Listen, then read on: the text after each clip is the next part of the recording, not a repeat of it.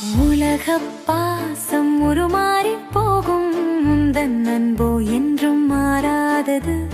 கீழாய் நானும் இடம் ஒட்டியிருந்தால் என் வாழ்வில் கனி என்றும் குறையாதது.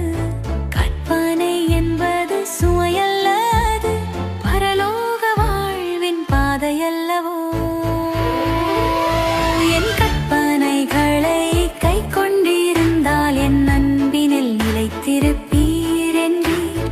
உமது வார்த்தையை இதயத்தில் சுமந்து